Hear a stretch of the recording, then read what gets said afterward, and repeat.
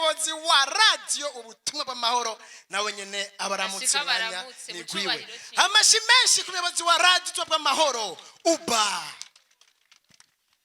Turabaramukije amahoro ya Kristo Yesu. Imana nishimwe. Bangahe bamaze kumva Radio Ubutumwa bw'Amahoro? Boba barayumvise na rimwe. Tuza amaboko turabe.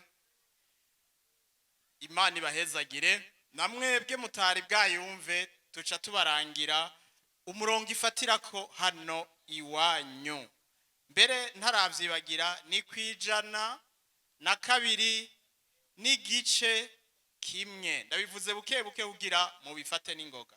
102 n'igice kimwe. Kandi murashobora no kumviriza kwijana n'ibice indwi naho nyene iri ku musozi wa Manga uri muri Bujumbura irashobora gushikino. Muze mugerageze izo frequences zibiri muzokumviriza Radio Ubutumwa bw'Amahoro. Singaruka kuri birebire ariko ku izina rya Radio Ubutumwa bw'Amahoro imwe mu binyamakuru vyemerewe gusamirana mu gihugu cacu ciza cy'u Burundi, natwe turanezerewe cyane guhabwa ikaze muri komine Bubanza.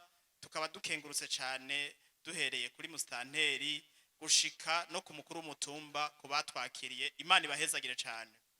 Radio Ubutumwa bw'Amahoro mu ntumbero yayo irazwi ishinga nuko umuntu yoba ukwiye akaba yarumvise ijambo ry'Imana rimuhindura kandi akongera akaba ushobora gukora ibikorwa neza vy'iterambere agatandukana n'ibikorwa vy'irigara bya bindi vyadusubiza inyuma n'ibikorwa bisambura amahoro tukavyamirira kure tukavuga tuti imiryango nitera imbere, abana nibakure neza, abana nibakure nk'abafise kazoza keza gashobora kuzohangana mu karere tugahaguruka nk'igihugu gishobora gutera imbere muri kazoza kandi gifise igihagararo n'ubutunzi ariko kandi cashize Imana imbere gifise ubutumwa bwiza mu mitima no mu miryango. Imana ibahezagire.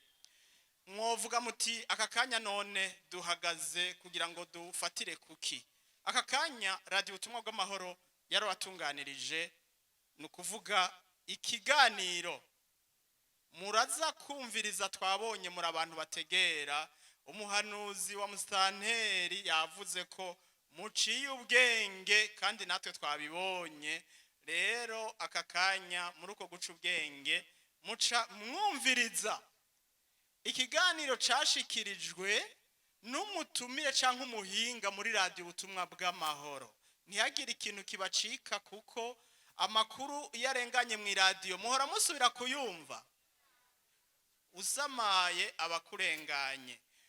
Muri ivyo wumvije nivyo biza kuvamwe ibibazo, biza kuvamwe udushimwe. Twabonye murarinda izuba ariko muri ubwo bushimwe harimwo imyumvuri, harimwo amasabune ndabona musanga mu isuku murikomeze, kandi harimwo uza gutora ikibazo ca nyuma.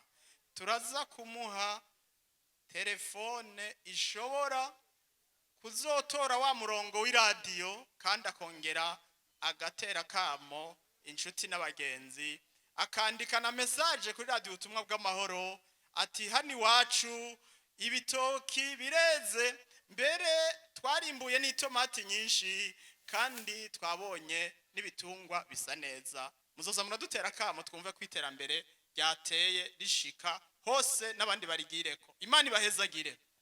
Nidutebeje rero aha twahaye akanya uri mu buhinga bw'ivyuma ducereze no mu gihe cuko tuza kubaza umuntu aza kuvurugana nitumubaza, ariko umuntu yitonze araza gucagugwa kugira ngo yishure. Ukumungana nimwokwishura mwese, ariko nuza gutsinda azoba yatsinze ari muri zone yiwacu. Turaza kubinezererwa. Mbega sivyo? Muzaba muduteye n'umwete wo kuzogaruka ikindi gihe. Murakoze cyane.